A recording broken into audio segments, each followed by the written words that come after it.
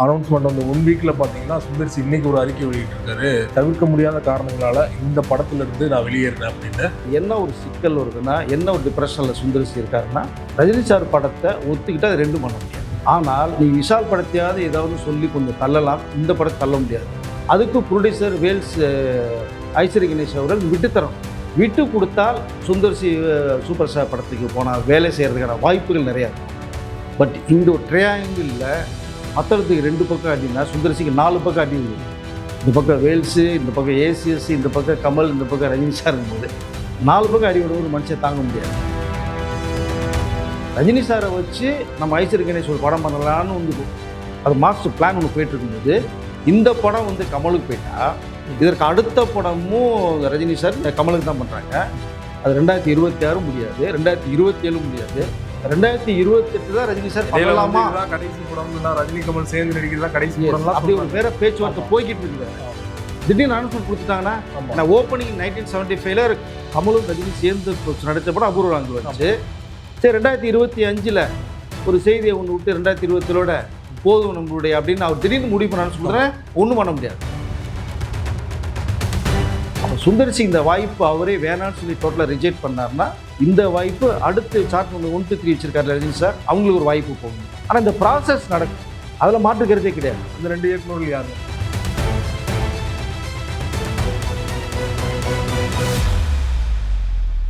Media circle நேயர்களுக்கு வணக்கம். இன்றைக்கு நம்ம நேர்காணலுக்காக சினிமா விமர்சகரும் பத்திரிகையாளருமாகிய வெங்கடேசன் அவர்கள் நம்மோடு இணைந்திருக்கார். அவரோடு பேசலாம். சார் வணக்கம். சார் வணக்கம். ஒரு வாரத்துக்கு முன்னாடி ஒரு அபிஷியலான அனௌன்ஸ்மெண்ட் எல்லோருக்குமே பெரிய ஆச்சரியத்தை ஏற்படுத்தியது.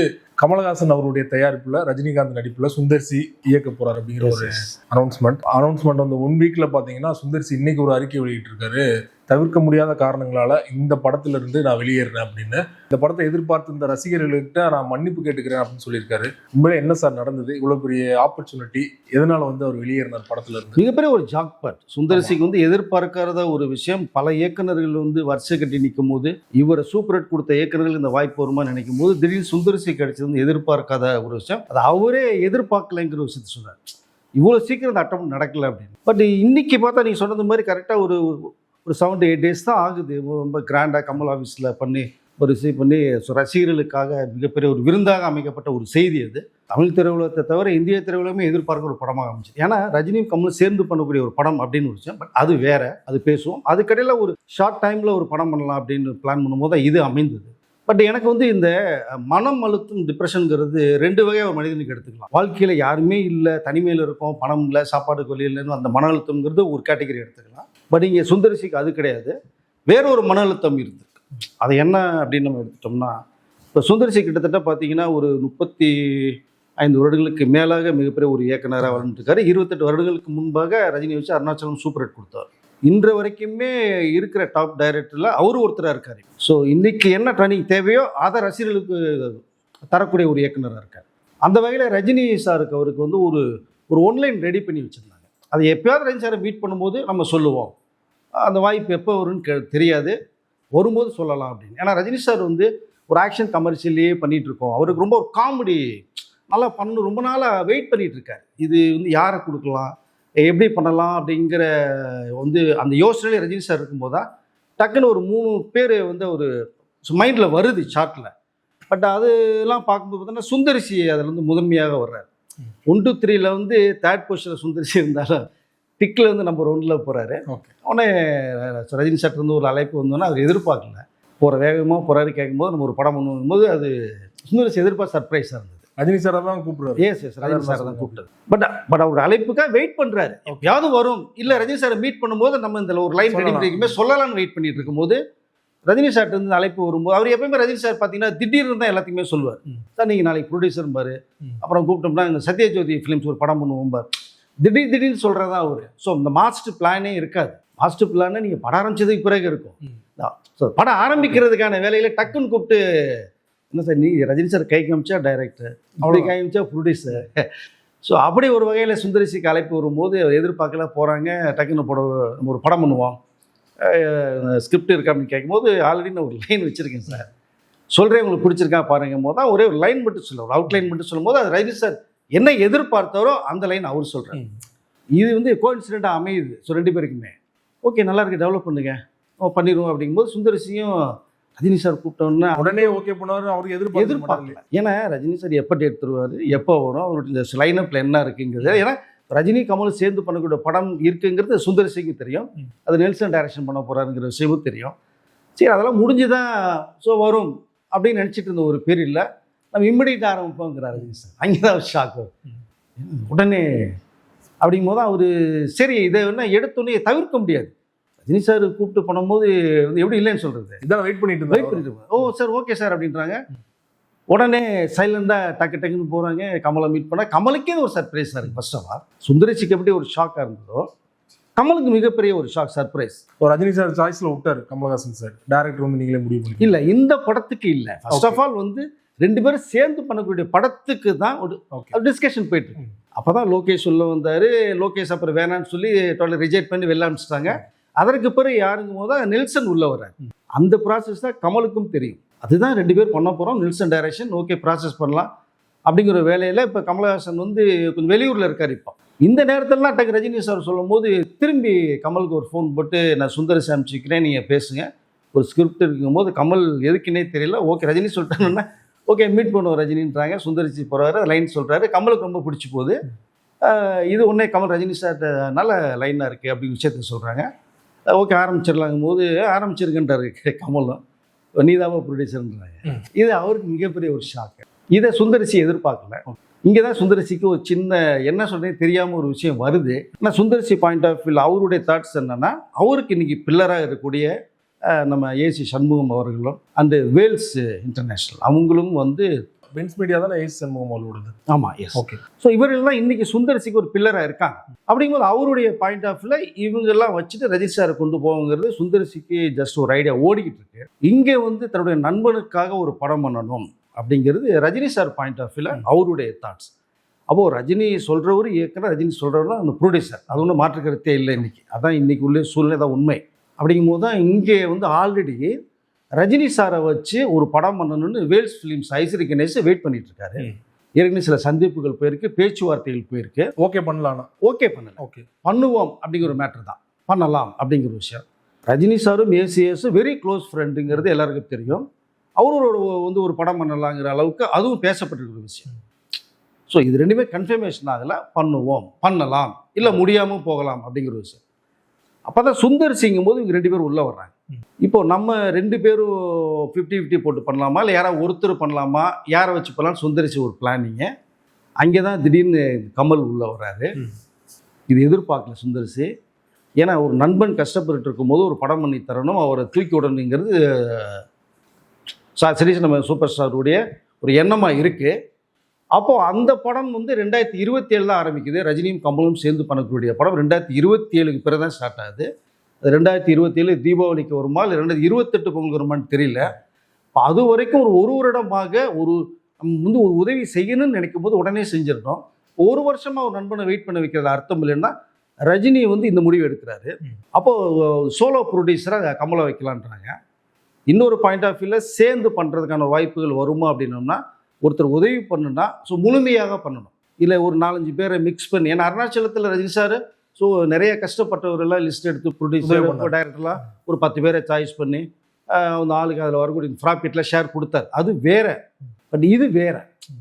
இப்போ இங்கே கமலுங்கிற ஒரு நண்பன், உயிர் நண்பன் அப்படிங்கும்போது கமல் இன்னைக்கு ஒரு சிரமத்தில் இருக்காங்க போது அவருக்கு முழுமையாக ஒரு விஷயத்தை பண்ணணும். இதில் 2 பேரை சேர்த்து அது 2ஓட ஒன்றா 3ஆக போகும்போது அது பிரியும். அது வந்து வேஸ்ட் ஆகிடும். எதுவுமே அது ஒரு ஃபுல்ஃபில் ஆகாது. உதவி பண்ணது அர்த்தமே இல்லாமல் போய்டும். அப்போ தான் ரஜினி சார் யோசிக்கும் போது தான் ஒன்லி கமல் மட்டும் சோலோ ப்ரொடியூசர், நான் ஹீரோ, ஸோ நீங்கள் டைரக்டர் சுந்தர்சி. மகேந்திரன் அப்படிங்கிறது அவரோட அசோசியேட்னால அது பிரச்சனை இல்லை. அது வந்து கமலும் மகேந்திரனும் தான் 2 பேரும் ஒன்று. அதுக்குள்ள அவங்க 2 பேரும் ஆல்ரெடி வந்து நல்லா மியூச்சுவல் அண்டர்ஸ்டாண்டிங் இருக்கிறவங்க, ஆல்ரெடி படம் பண்ணவங்க. சொல்லலாம் அதுக்குள்ளே வந்து யாருமே போகல. ஓகே, ரஜினி சாரும் போகல, சுந்தர்சியும் போகல. அங்கே மகேந்திரங்கிறது வந்து மற்றவர்களுக்கு தெரியுமா தெரியல, நமக்கு தெரிஞ்சது ஃபுல்லாக கமல்ன்றதை எல்லாருக்குமே தெரியும். பட் அங்கே கமலும் மகேந்திரன் ஒன்றுங்கிறது தெரிந்தவர்களுக்கு மட்டும்தான் தெரியும். அது ஒரு பார்ட்டில் இருக்குது.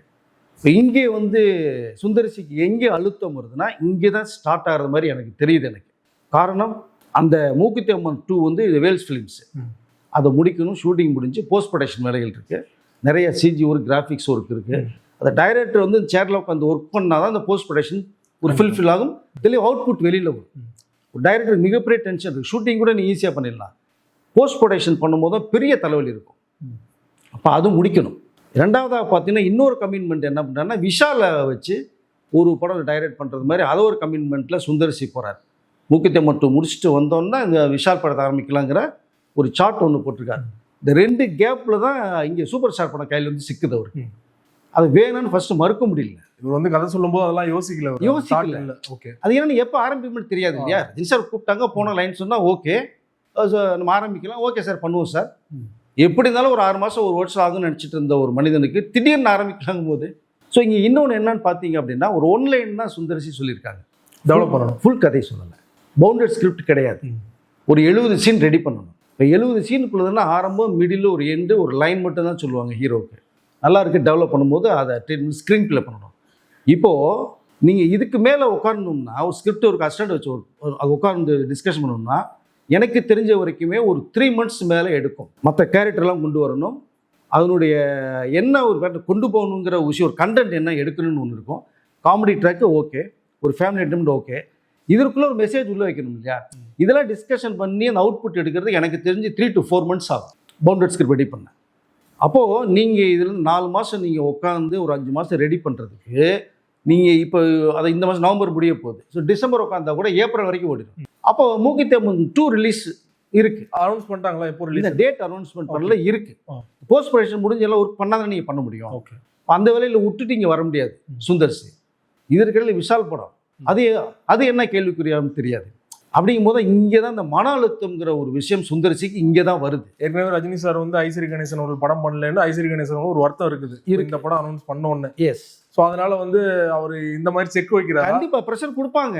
எனக்கே பண்ணலை ரஜினி சார், எனக்கே பண்ணலை, நான் வந்து வெயிட்டிங்கில் இருக்கேன். அப்படிங்கும்போது ரஜினி சார் வந்து நீங்கள் பண்ணுறது மாதிரி சொல்லிட்டு பண்ணலைன்னா தான் வருத்தப்படணும். நீங்கள் அதை ரஜினி சார் ப்ராமிஸ் பண்ணல, அவர் ப்ராமிஸ் பண்ண கிடையாது, பேச்சுவார்த்தைகள் தான். 1000 அதை 10 ப்ரொடியூசர் போது 10 பேர் பேசுகிற விஷயம் தானே. அப்போ உங்களுக்கு பண்ணலாம், அது கொஞ்சம் வெயிட் பண்ணி தான் திரும்பணும் நம்ம. ஆனால் இது சுந்தர்சிக்கும் போது எதிர்பார்க்குறாங்க, நம்ம இருக்குமோ 2 ப்ரொடியூசர் எதிர்பார்க்குறாங்க. இங்கே 2 பேரும் இல்லை நண்பனுக்கு பண்ணுறாங்க போது இங்கே ஆஃப் ஆகுறாங்க. அப்போ நீங்கள் ரஜினி சார் படம் போனீங்கன்னா 1 வருஷம் நீங்கள் ப்ராஜெக்ட் போகணும், அப்போ ஏன் படம் என்ன ஆகுறது அப்படின்னு ஐஸ்வர்யா வேல்ஸில் அங்கேயே சுந்தர்சிக்கு ஒரு செக் வைக்கப்படுது. இந்த பக்கம் விஷாலுடைய ஒரு டார்கெட் இருக்குது, நீ என்னதை கமிட் பண்ணியாச்சுல, நீ முடிச்சுட்டு கொடுத்துட்டு போ சுந்தர் அப்படின்னு அவர் ப்ரெஷர் கொடுத்துருக்கலாம். இப்போ இது 2 முடியணும்னா ரஜினி சார் ப்ராஜெக்ட் பண்ண முடியாது. ரஜினி சார் ப்ராஜெக்டில் உட்காந்தோம்னா இது 2மே பண்ண முடியாது சுந்தர்சினால. இந்த மன அழுத்தம் விஷால் படம் கூட வந்து நம்ம பின்னாடி போனாலும் ஏதோ இந்த படத்தை வந்து கண்டிப்பாக பண்ணி தான் ஐஸ்வரி கணேசன். எஸ், அது பண்ணி தான், ஏன்னா முடிஞ்சது போஸ்ட் பண்ணிடுது. ஆமாம், விஷால்கிட்டையாவது பேசி இது மாதிரி விஷால் சூப்பர் ஸ்டார் படம் வருது, நான் பண்ணி கொடுத்துட்டு வரேன், கொஞ்சம் வெயிட் பண்ணுன்னா விஷால் ஓகே சுந்தர் அப்படின்னு கூட நட்பின் ரீதியாக பண்ணலாம் அவர். பட் இது அப்படி இல்லை, இது எல்லாமே முடிச்சாச்சு. இன்னும் இந்த அதாவது ரிலீஸ் பண்ணும்போது வேண்டிய வேலைகள் நிறைய இருக்குது. அது மிகப்பெரிய தலைவலி வேலை உங்களுக்கு அது. ஸோ அப்படி இருக்கிற சமயத்தில் என்ன பண்ணுறதுனே சுந்தர்சி புரியாமல் ஒரு வாரம் மிகப்பெரிய குழப்பத்தில் இருந்தின் காரணமாகத்தான் இப்போ ஒரு திடீர்னு அனௌன்ஸ்மெண்ட் வந்து இன்ஸ்டாவில் விட்டார். ஆனால் அதை வந்து சில காரணங்களுக்காக, தவிர்க்க முடியாத காரணங்களால இந்த படத்தில் விலகிறங்கிற விஷயத்தை வந்து அவர் ஓப்பன் பண்ணிட்டார். இது ரஜினி சாருக்கும் கமலுக்குமே தெரியாது வேற. இங்கே அதுதான் ஒரு பெரிய விஷயம் தெரியுதா. இந்த ஸ்டேட்மெண்ட் சுந்தர்சி விட்டதுக்கு அப்புறம் தான் தெரிய வருது, ரஜினிக்கும் கமலுக்கும் தெரிய வருது. என்ன ரீசனால போட்டு டெலிட் பண்றாரு அவரு, அது உடனே எடுத்துட்டார். இன்ஸ்டால போட்டு அந்த பேஜ் உடனே டெலிட் பண்ணிட்டார். டெலிட் பண்ணிட்டாருன்னா இந்த விஷயம் டோட்டலாக வெளியில் போயிடுச்சு, அங்கேயும் போயிடுது. போகும்போது கண்டிப்பாக ஒரு ஃபோன் வரும் இல்லையா, என்ன சுந்தர் என்னாச்சு, அப்போ என்ன பதில் சொல்ல முடியும், ஒன்று டக் ரிலீஃப் பண்ணிட்டாரு. ஆனாலும் இப்போ என்ன ஒரு சிக்கல் வருதுன்னா, என்ன ஒரு டிப்ரெஷனில் சுந்தர்சி இருக்காருன்னா, ரஜினி சார் படத்தை ஒத்துக்கிட்டு அது 2 பண்ண முடியாது. ஆனால் நீ விஷால் படத்தையாவது ஏதாவது சொல்லி கொஞ்சம் தள்ளலாம், இந்த படத்தை தள்ள முடியாது. அதுக்கு ப்ரொடியூசர் வேல்ஸ் ஐஸ்வரி கணேஷ் அவர்கள் விட்டு தரணும். விட்டு கொடுத்தால் சுந்தர்சி சூப்பர் ஸ்டார் படத்துக்கு போனால் வேலை செய்கிறதுக்கான வாய்ப்புகள் நிறையா இருக்கும். பட் இங்கே ஒரு ட்ரையாங்கிளில் மற்றத்துக்கு 2 பக்கம் அடினா சுந்தர்சிக்கு 4 பக்கம் அடி விழுது. இந்த பக்கம் வேல்ஸு, இந்த பக்கம் ஏசிஎஸ், இந்த பக்கம் கமல், இந்த பக்கம் ரஜினி சார் போது 4 பக்கம் அடி விட ஒரு மனுஷன் தாங்க முடியாது. ஏதாவது ஒன்று ஆக்சுவலாக ஐஸ்வரி கணேசன் அவர்களுக்கும் ஏசி சண்முகம் அவர்களுக்கும் தெரியும் ரஜினி சார் எடுக்கிறது தான் இறுதி முடிவு அப்படின்னு சொல்லிட்டு. அப்புறம் ஏன் வந்து சுந்தர்சி அவர்களை வந்து நெருக்கடி கொடுக்குறாங்க, இந்த செக் வைக்கிறாங்க அப்படின்னு ஒரு கேள்வி வரும் இல்லையா? இல்லை, என்னன்னா நம்ம படத்தை முடிச்சுட்டு கொடுத்துருப்பாங்க, அவங்க ரஜினி சாரை வச்சு பண்ணுன்ற ஒரு ஆசைகள் இருக்கும் இல்லையா. இந்த மன அழுத்தம் வந்தது காரணம் கிட்டத்தட்ட இதுவாக தான் இருக்கும்னு நான் நினைக்கிறேன். எனக்கு வந்து சில தகவல் அடிப்படையிலையும் இதுவாக தான் இருக்குது. அப்படிங்கும்போது நீங்கள் அதை முடிக்காமல் நீங்கள் போக முடியாது. நீங்கள் அக்ரிமெண்ட்டே நீங்கள் ரிலீஸ்க்கு அப்புறம் தான் நீங்கள் விசாரணமே ஸ்டார்ட் பண்ண முடியும். கண்டிப்பா இல்லையா? ஒரு வந்து ப்ராஜெக்ட் ஸ்டார்ட் பண்ணியாச்சும் நீங்கள் ஃபில்ஃபில் பண்ணாமல் நீங்கள் கொடுக்காம நீங்கள் வெளில வந்து போகிறதுன்றது அது நியாயம் கிடையாது. சுந்தரிசி அப்படிப்பட்ட கேரக்டரும் கிடையாது. அவர் முடிச்சு கொடுத்து ஏழு கொடுத்து ஹாப்பியாக தான் வெளில வருவார். ஸோ அப்படி இருக்கிற சமயத்தில் ரஜினி சாரை வச்சு நம்ம ஐஸ்வர்யா கணேஷ் ஒரு படம் பண்ணலான்னு வந்து அது மாஸ்டர் பிளான் ஒன்று போயிட்டு இருக்கும்போது இந்த படம் வந்து கமலுக்கு போயிட்டா இதற்கு அடுத்த படமும் ரஜினி சார் கமலுக்கு தான் பண்ணுறாங்க. அது 2026 முடியாது, 2027 முடியாது, 2028 தான் ரஜினி சார் பண்ணலாமா? கடைசி படம் ரஜினி கமல் சேர்ந்து நடிக்கிறதா கடைசி படம். அப்படி ஒரு வேற பேச்சுவார்த்தை போய்கிட்டு இருக்கு. வேற திடீர்னு அனௌன்ஸ்மெண்ட் கொடுத்துட்டாங்கன்னா, ஏன்னா ஓப்பனிங் 1975 கமலும் ரஜினி சேர்ந்து நடிச்ச படம் அபூர்வ ஆங்கிள் வந்துச்சு. சரி 2025 ஒரு செய்தியை ஒன்று விட்டு 2027 போதும் நம்மளுடைய அப்படின்னு அவர் திடீர்னு முடிவு பண்ண சொல்றேன். ஒன்றும் பண்ண முடியாது. ஆனால் அந்த அறிக்கை ரஜினி சார் கொடுக்க மாட்டேன் நான் நம்புறேன். நான் இதை பட் இருந்தாலும் மேபி ஒருவேளை சரி போதும்னு நினைச்சிட்டா என்ன பண்ண முடியும்? நம்ம அப்போ உள்ள சுச்சுவேஷன் எப்படி நமக்கு தெரியாது. நமக்கு அப்போ 2 வருடமாக இனிமேல் ஐஸ்வர்யா கணேஷும் ஏசிஎஸும் படம் பண்ண முடியாது. ரஜினி சார் வச்சு ஸோ படம் பண்ண முடியாது. அப்போ அந்த வாய்ப்புகள் மிஸ் ஆகுது அவங்களுக்கு. அப்போ ஓகே நம்ம சுந்தர்சியை விட்டோம்னா அங்கே போனால் நம்ம படம் அப்படி நின்று. ஏன்னா என்னதான் ஒரு கோ டைரக்டர் எக்ஸ்பீரியன்ஸ் இருந்தால் கூட போஸ்ட் ப்ரொடக்ஷனில் அது என்ன மாதிரி எடுத்துங்கிற விஷயம் வந்து டைரக்டர் தான் தெரியும். மேக்கிங் அவர் தான் உட்காரணும். இதனுடைய விளைவாக தான் சுந்தர்சி டக்குன்னு அந்த டிப்ரெஷன் வெளியில் வர்றதுக்காக ஒரு ஸ்டேட்மெண்ட்டை கொடுத்துட்டார். இன்ஸ்டாவில் போட்டார். அது தீயா பற்றிக்கிட்டு எரியுது.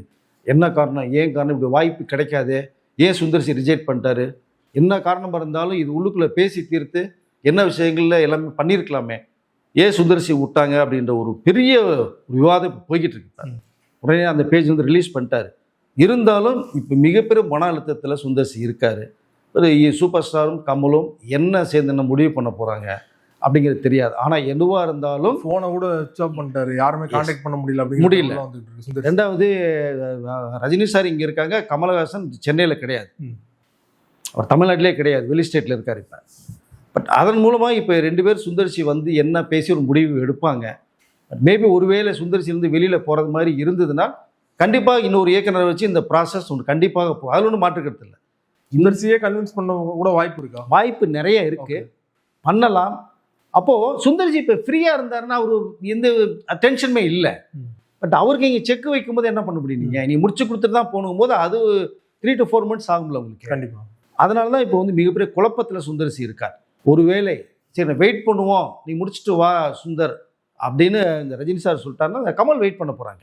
பட் இல்லை நம்ம 4-5 மாதம்னா அடுத்த மே வரைக்கும் அப்படின்னா மே வரைக்கும் வந்து இந்த ரஜினி சார் சும்மா இருக்க முடியாது. ஒருத்தர் உதவி பண்ணணும்னு முடிவு பண்ணிட்டார். இப்போ கமல் அதுக்கு வேண்டிய ஏற்பாடுகள் பண்ணிட்டு இருக்கார்.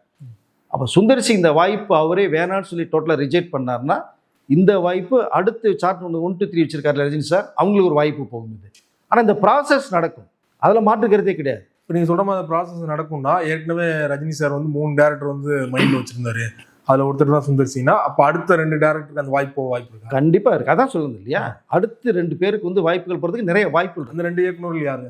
ரஜினி சார் ஒரு லிஸ்ட்டு போட்டிருக்காரு. அவர் சொல்லாமல் நம்ம சொல்ல வேணாம்னு கண்டிப்பாக. எப்பவுமே அவருடைய டார்கெட்டில் நான் ஏன்னா நான் ரஜினி சார் நெருங்கி ஒரு பழகின ஒரு விஷயத்தினால அவருடைய குணம் எனக்கு தெரியும். ஓகே. எந்த விஷயத்தையுமே அவர் முடிவு பண்ணிட்டு அவர் சொன்னாதான் அது நல்லாயிருக்கும். அது சொல்லாமல் மற்றவர்கள் சொன்னாருன்னா சொன்னவர் மேலே அவருக்கு கொஞ்சம் கோபம் வரும். சங்கர் அப்படி தான் முதல்வன் படம் ரஜினி பண்ண வேண்டிய படத்தை சங்கர் வந்து ரஜினி சார் இப்போதைக்கு சொல்ல வேண்டாம், வெயிட் பண்ணுங்க, ஆஸ்திரேலியா போயிட்டு வந்தோன்னா பேசிக்கோன்னு சொன்ன விஷயத்த அவருடைய நண்பர் மச்சான் நினைக்கிறேன் மாத்தேஸ்வர் உதவி இயக்குனர் நினைக்கிறேன். ஆமாம், உதவி இயக்குனர் இருந்தார். ரஜினி சார்கிட்ட கூட்டு போய் சங்கர் அறிமுகப்படுத்தி வச்சு முதல் கதையை சொன்னதே நான். சங்கர் ரொம்ப ஹாப்பியானார். ரஜினி சார் வெரி க்ளோஸ்டாக இருந்த டைமையும். அப்போ ஏன் முன்னாடி தான் எல்லாமே சொல்கிறாங்க. ரஜினி சார் சொல்கிறாரு முதல் நம்ம பண்ணுறோம், ஸ்கிரிப்ட் அருமையாக இருக்குது, நம்ம பண்ணுறோம். பொலிட்டிக்கல் ரீசன்னால ரஜினி சார் வந்து பின்வாங்கலாம் அந்த படம் கிடையாது, கிடையவே கிடையாது. எனக்கு கூட நான் உட்காந்துருக்கேன் ஒன்லைன் சொல்லும் போது செஞ்சோம். நான் ரஜினி சார், சங்கர், மாத்தேஷ், அப்புறம் ஜெயராமன் அவருடைய பிஏ 5 பேர் தான் இருக்கும். மாடியில் உட்காந்து ரஜினி சார் வீட்டில் போயிடுச்சுனால மாடியில் உட்காந்து பேசுகிறோம். ஒரு 3 காஃபி வர வச்சார், காஃபி சாப்பிட்டு பேசுகிறோம். பிரமாதமாக இருக்குது சங்கர் அப்படின்னு என்கிட்டே சொன்னார். நல்ல லைன் மிஸ் பண்ணாமல் கொடுத்துருக்கீங்கன்னு நினைச்சேன். எனக்கு அதாவது ரஜினி சார் ஷாக்காக இருந்தது. அப்போது அதை வந்து சொல்ல வேணாங்கிறார் ரஜினி சார். இப்போதைக்கு நீ வெளில சொல்ல வேண்டாம், ஆஸ்திரேலியா 2 வீக்ஸ் போகிறேன், போயிட்டு வந்துட்டு நான் சொல்கிறேன் நீ சொல்லுங்கன்றாரு. ஆஸ்திரேலியா போயிடுச்சு. வித்தின் ஒரு 3-4 டேஸில் வந்து இந்த மேட்ரு லீக் அவுட் ஆகிடுச்சு. இது கேடி குஞ்சுமோன்னு போய் கேடி குஞ்சுமோன்னு ஒரு அட்வர்டைஸ்மெண்ட் கொடுக்க ஆரம்பிச்சிட்டாங்க. நானும் ரஜினியும் சேர்ந்து படம் பண்ண போகிறோம், 100 அடி உயரத்துக்கு ஏன் கட் அவுட்டும் ரஜினி கட் அவுட்டும் வைக்க போகிறோம், வந்தோன்னே படம் பண்ணுவோம் விஷயத்தை சொல்லிட்டாங்க. இது ரஜினி சார் போயிடுச்சு. இப்போ சோசியல் மீடியாலாம் கிடையாது. ஸோ பத்திரிகை மூலமாக வர்ற செய்தியை டெய்லி ஃபோனில் கேட்பாரு, வீட்டில் தகவல் கொடுப்பாங்க. தகவல் வந்து ரஜினி சார் வந்தாங்க, சங்கரை பார்க்க விரும்பல. என்ன சொல்லுவீங்க?